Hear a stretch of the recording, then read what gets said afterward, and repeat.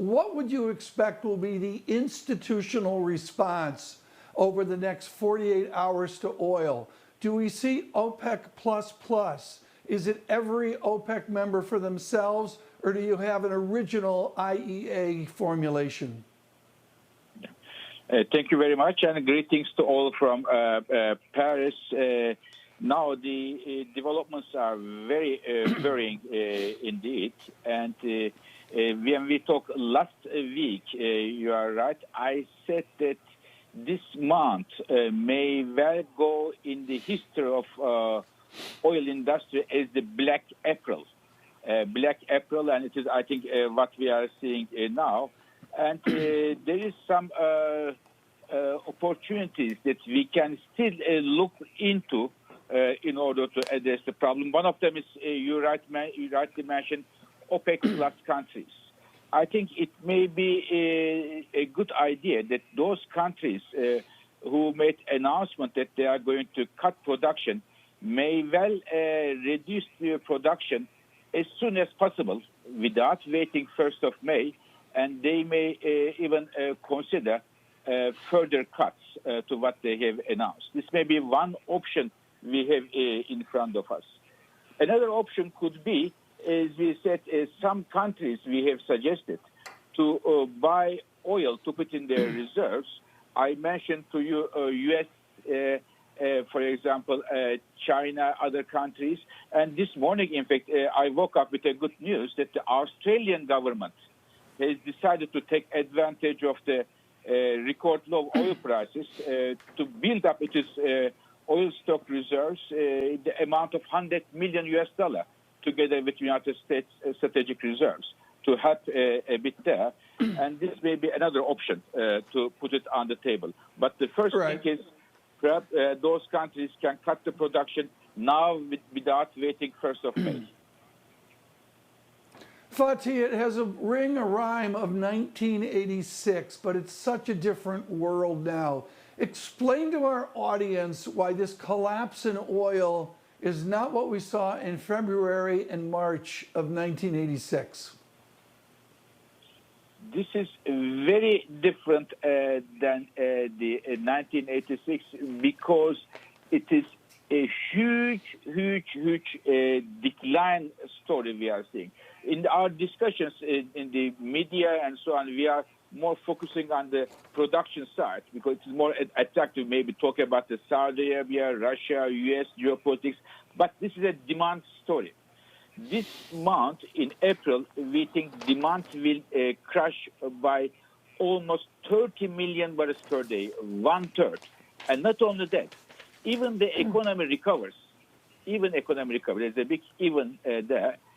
We may still see demand not to recover before the confinement measures are lifted. This is the biggest problem compared to 96, the biggest difference. But Fatih, can I have a couple of specifics? So first of all, you say OPEC Plus should cut. By how much? How much more cuts by OPEC Plus would actually make a difference now?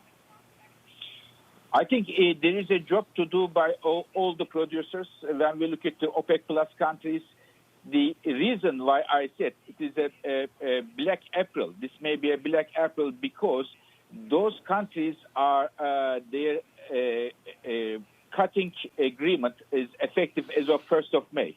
In my view, it is important they cut as soon as possible and consider further cuts. But also, Francine, I can tell you that we have just a recent estimate of the IEA from the non-OPEC Plus countries. When we look at those countries who are not the members of OPEC Plus, oil producers, within the last 1 month only, the G20. within the last one only, amount of production stock in is about 2 million barrels per day.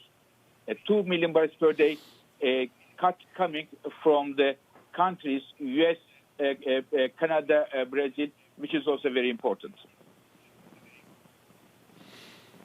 Right, but why have we, so part of the original deal, Fatih, and all the countries that you named are part of it, was G20 would also buy more oil and cut production. Where are they? Yeah. When will we find out what they're doing, the G20 countries? No. Yes. As I told you, we just look at the some of those countries, and we see only within the last 1 month, the amount of production stopped in those countries are about 2.2 million barrels per day.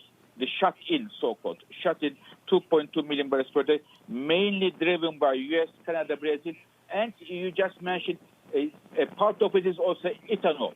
Ethanol production is also declining in a rapid way. So this is also 2.2 coming from the G20, mainly G20 participating countries. But in addition to that, it is important that the OPEC plus countries may want to consider to make the production cut as soon as possible without waiting 1st of May. All right. Fatih, the president has a certain style and he politically, domestically, has a huge representation and support from the states that make up Energy America. What for you is the most effective plan or program or policy that President Trump can generate right now to help support the price of oil? I think the dialogue between the producers around the world is of critical importance. If the dialogue is important in general, today it is very, very important. It is in the interest of all the producers, but also consumers of the world and the global economy, that the United States as well as other countries come together to look at the different options they have on their table, and through dialogue and solidarity to solve this problem. No country can solve this problem alone now. When we look at the scale of the problem, United States is definitely in the driving seat, but also Saudi Arabia, Russia, and all producing countries need to make efforts so that we are out of the black April with the minimum damage we have for our global economy. Fatih, given that we saw a minus $40 for price of oil, is there no downward limit anymore? Could we see minus 100, and are we going to see much more negative prices over the coming months? If no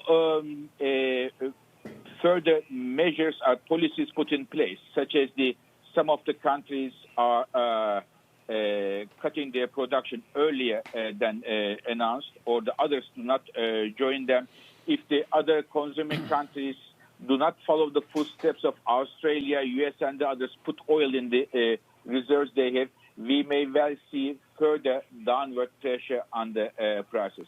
I think, frankly, in the absence of the right policies until June, we may have difficult weeks and months to come, but hopefully gradually getting better.